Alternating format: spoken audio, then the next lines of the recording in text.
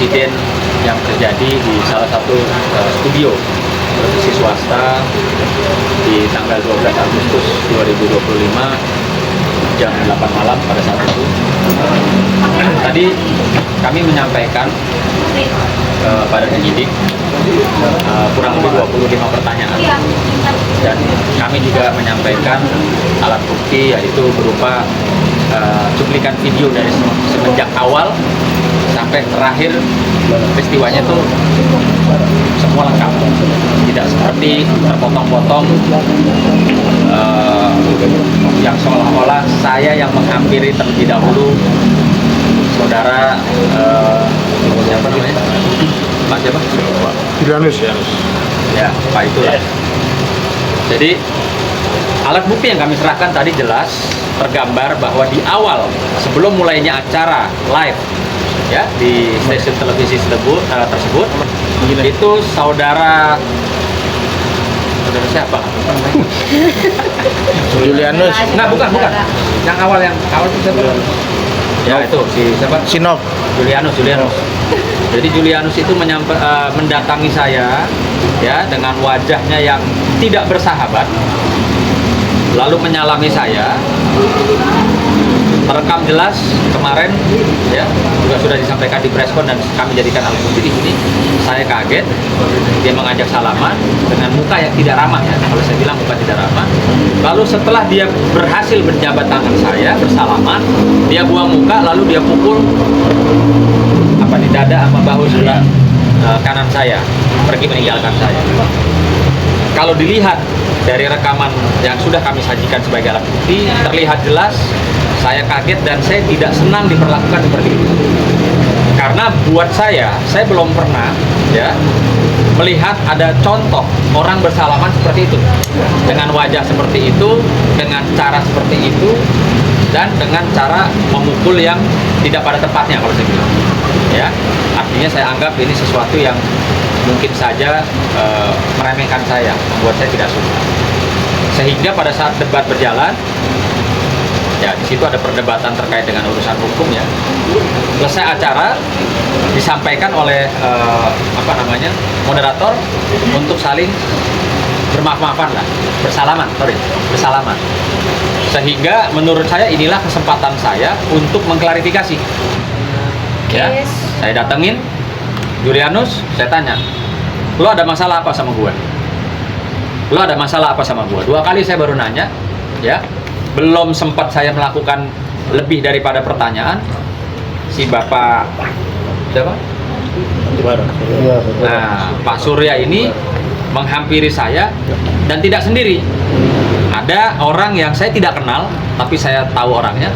Orangnya besar, lebih besar dari saya, juga merapat di belakang saya, punggung saya. Ya, ini ya, apa yang saya sampaikan, itulah peristiwa yang terjadi dan kami memiliki bukti videonya. Jadi Julianus, Pak Surya, di belakangnya orang saya nggak kenal. Disitulah saya didorong pertama kali oleh Pak Surya, yang katanya dia mau melerai antara saya dan Julianus. Pertanyaan saya, apakah ada perkelahian antara saya sama Julianus sehingga dia harus melerai, mendorong saya? Tidak ada jawabannya. Ya. Dan kalau memang dia bilang Julianus masih muda, masih emosionalnya bisa meledak, emosionalnya tinggi, kenapa dia tidak mengamankan Julianus? Kenapa dia mesti mendorong saya? Itu aja pertanyaannya. Kita ini orang hukum, pakai logika. Mungkin Bapak lupa bahwa hukum itu ada logika juga, ada logika hukum. Ya, kalau dia bilang niat dia untuk melerai, maka seharusnya yang diamankan atau dia peluk adalah Julianus, bukan dengan cara mendorong saya. Lalu ketika saya terdorong, saya maju kembali untuk mempertanyakan, Bapak mau pukul saya, tangannya mengepal tinjunya untuk mengarah ke saya. Nah, disitulah ada orang yang justru menghalangi sehingga tidak terjadi pemukulan dari Bapak itu terhadap saya. Gitu. Tadi saya jawab ada beberapa pertanyaan, ya termasuk juga saya sebut kan tadi di pertanyaan di pertanyaan ke-11 kalau nggak salah, siapa saja yang diduga sebagai pelakunya dan apa saja perannya. Nah, perannya saya sampaikan bahwa saudara Julianus dari awal sebelum mulai acara dia menghampiri saya dengan cara yang seperti saya jabarkan tadi. Pak Surya saya jabarkan seperti apa yang tadi saya sudah sampaikan. Begitu juga si Nov ini yang diduga melakukan pemukulan, baik itu sengaja atau tidak sengaja terhadap diri saya, dan terekam jelas tadi dia menyampaikan maaf setelah memukul saya tuh, maaf nggak sengaja, ya. Dan peran dari Dokter Andreas tadi saya sampaikan juga, ya. Kenapa? Karena dari hasil temuan kami ada di preskonnya terduga pelaku pemukulan si Nov ini menyatakan bahwa dia ke situ itu atas ajakan dari Dokter Andreas, ya, bahwa dia menyatakan, kami sudah jadikan alat bukti juga, dia menyatakan di press conference bahwa Dokter Andreas lah yang mengkoordinir siapa-siapa saja yang datang pada acara malam itu, ya. Nah, jadi saya tidak heran nih sekarang nih, statement pernyataan dari si Nov itu bersesuaian atau cocok dengan apa yang tergambar video yang kami punya, yaitu pada saat si Nov setelah melakukan pemukulan terhadap diri saya diamankan oleh security TV, mohon maaf, diamankan oleh gedung, ya, diamankan oleh security gedung. Lalu Dokter Andreas tertangkap kamera dengan jelas, tertangkap video, dia ada di belakangnya si pelaku. Lalu dia berbisik-bisik, si pelaku ambil apa ya itu? Apa handphone atau HP diserahkan kepada Dokter Andreas, lalu Dokter Andreas pergi meninggalkan TKP. Ini kan kami selaku orang hukum selalu menganalisa. Ini patut diduga ada apa? Urgensinya apa? Dia untuk mengamankan HP dari si orang yang diduga melakukan pemukulan terhadap saya. Apakah memang ada dia menyuruh, atau di grup tersebut ada koordinasi, perannya masing-masing seperti apa? Nah, ini yang tadi juga saya sampaikan. Saya minta pihak penyidik juga betul-betul teliti menyidik perannya sejauh mana, Dokter Andreas perannya sejauh mana, karena terlihat jelas kok, terlihat jelas dan kami resmi jadikan alat bukti. Tapi Dokter Andreas ini jadi tamu undangan nggak sih, Bang? Gimana? Dokter Andreas di tamu undangan nggak sih? Saya tidak tahu, karena saya tidak melihat itunya. Cuman pernyataan dari orang yang diduga melakukan pemukulan terhadap saya, si Nov, bahwa dia datang diajak Dokter Andreas, ya, dan Dokter Andreas juga yang mengkoordinir para tamu terkait dengan peristiwa malam itu.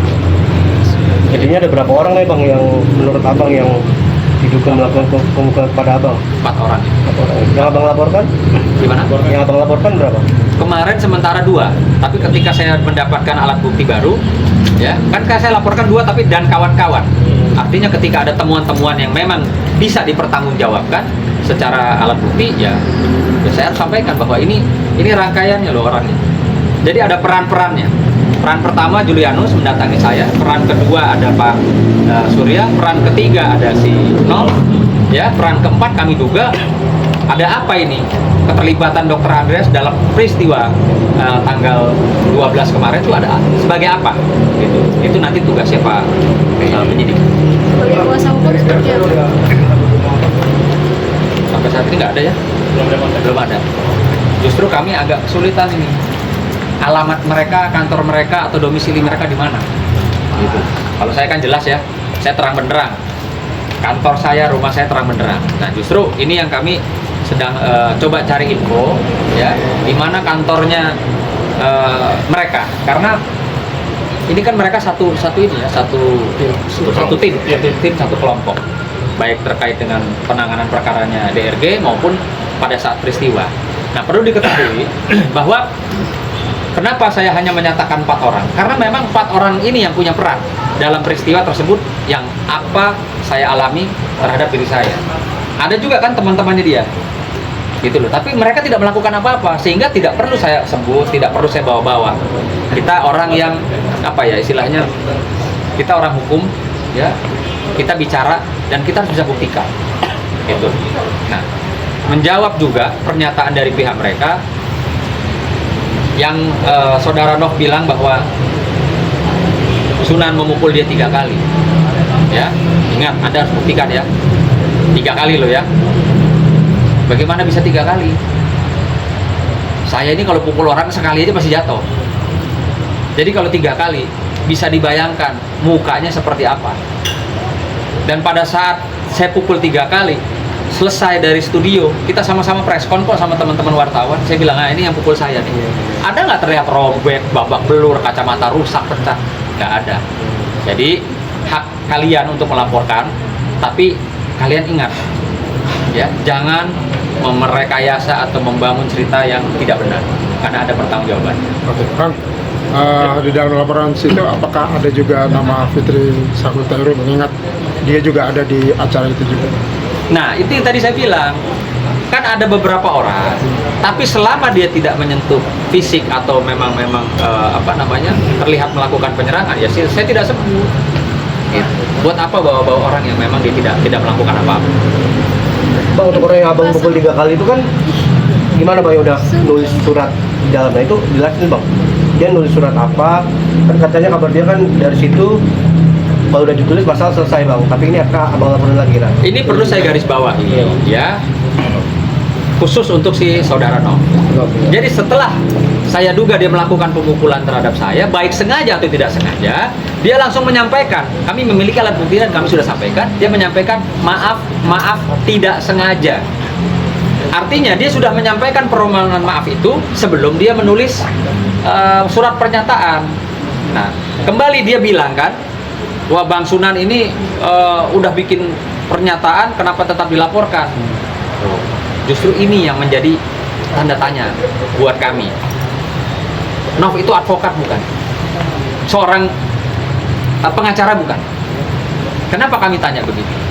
Ya, karena apa yang dia buat itu bukan surat perjanjian perdamaian atau surat perdamaian. Itu surat pernyataan dan pengakuan. Kalau surat perdamaian, maka saya tidak pantas membuat laporan, dan saya yakin laporan saya pasti ditolak. Kalau judulnya surat perdamaian, gitu loh. Jadi paham nggak sih? Paham nggak perbedaan surat pernyataan, pengakuan, dan surat perdamaian? Kalau surat perdamaian dia buat, perdamaian itu artinya dia tanda tangan, saya lapor polisi, saya namanya Beko, gitu. Tapi bang, klarifikasi aja bang, kata dia kan kalau abang udah nulis berarti masalah clear, bener gak tuh bang? Ada ucapan seperti itu bang?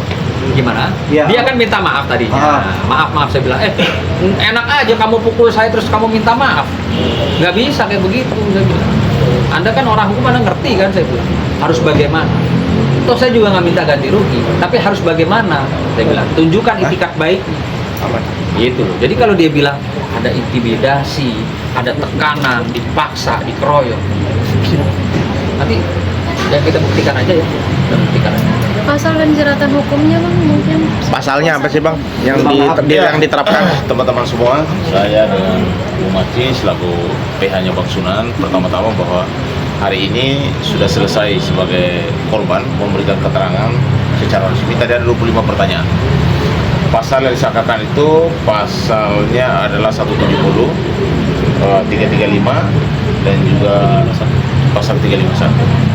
Rangkaian ceritanya tadi sangat lengkap dijelaskan oleh korban Bang Sunan, dan juga dibuktikan dengan CCTV, dengan rekaman dan lain sebagainya. Artinya kami yakin bahwa unsurnya terpenuhi, ya. Sehingga kalau ada di luar menyatakan bahwa ini hanya akal-akalan, ini hoax dan lain sebagainya, itu silahkan saja. Tapi pada polisi itu bahwa kami sudah melapor, artinya serius. Artinya memang penegakan hukum itu yang harus kami lihat dan harus kami dapat keadilan. Karena Bang Sunan saat ini kan sebagai korban. Jadi kami harap supaya proses ini juga berjalan dengan baik, dan dua saksi juga hari ini, salah satu saksi juga sudah diperiksa. Mbak Ima Waroka sudah diperiksa sebagai saksi karena waktu itu di area TKP dia melihat, dia benar-benar juga dia juga memvideokan dan lain sebagainya, sehingga memang kategori sebagai saksi itu terpenuhi.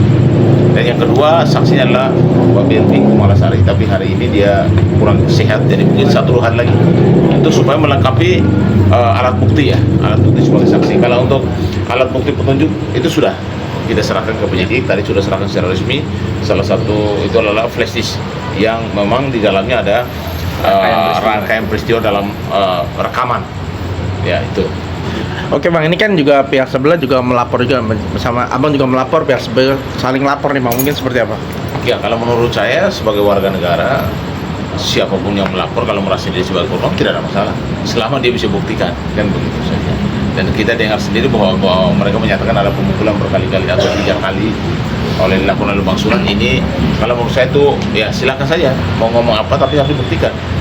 Kami serius itulah. Jadi jangan sampai nanti menebar fitnah, apalagi beliau ini Bang Sunan juga sebagai seorang public figure ya. Jangan sampai menyampaikan sesuatu yang tidak sesuai dengan fakta. Dia kan juga pengacara, artinya harus berbicara sesuai dengan fakta. Mana pemukulannya, kapan itu loh. Justru sebaliknya, intimidasi itu dari awal sebenarnya. Kita melihat cerita dari awal. Mungkin waktu itu banyak yang tidak melihat dari sisi awal pertama itu. Iya. Provokasinya dari awal. Dari Julianus ya? Julianus itu dari awal sudah provokasi. Harusnya kalau orang berjabat tangan kan tidak saling kenal. Malah di video sebelumnya dia mempertanyakan siapa sih Sunan, pengacara bukan. Itu kan artinya kan dia tidak bersahabat banget. Nah ketika dia berjabat tangan ternyata tidak bersahabat juga. Jadi buat kami itu provokasi pertama dari situ.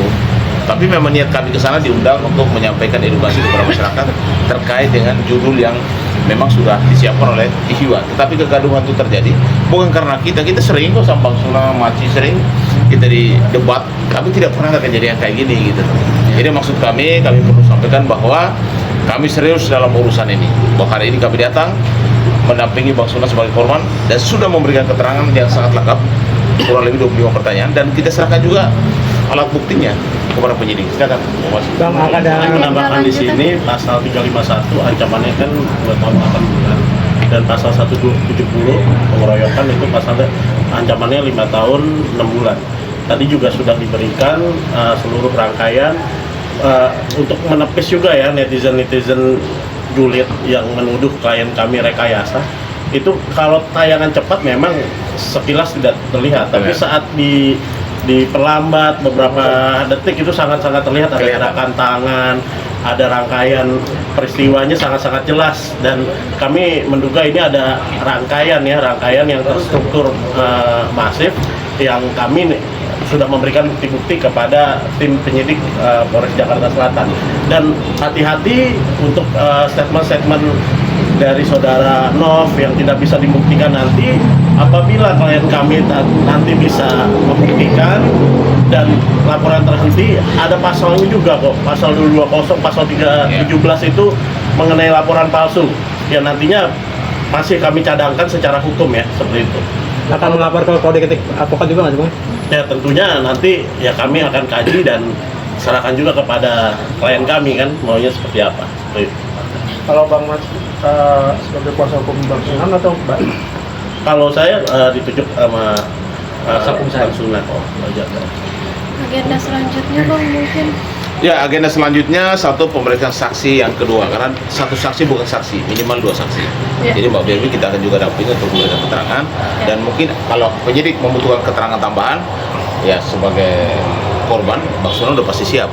Tentunya kita melengkapi semua berkas, permintaan, karena alat bukti itu ada 5, minimal 2 alat bukti yang dipegang oleh pihak kepolisian. Jadi keterangan saksi, saksinya 2 kan, lalu ada bukti surat, juga ada petunjuk itu yang tadi saya sampaikan bahwa itu ada rekaman yang kita sampaikan, dan juga ada bukti surat karena memang ada visum dari pihak rumah sakit Pertamina kemarin, dan ditambah lagi keterangan beliau sebagai korban. Yang kedua, nanti kan si terlapor juga akan dipanggil untuk memberikan keterangan. Ya siap-siap aja lah ya, dan Mbak Berwi juga sudah melaporkan hari ini, Mbak Ima Waroka juga sudah melaporkan juga ya. Jadi kalau mau melapor balik ya itu hak dia, tapi ya siap-siap aja ya. Harapannya mungkin dengan kasus ini seperti apa nantinya? Harapannya ya udah pasti kita minta keadilan dan ada penegakan hukum. Oke? Oke, terima kasih Bang Sunan, Mamaci.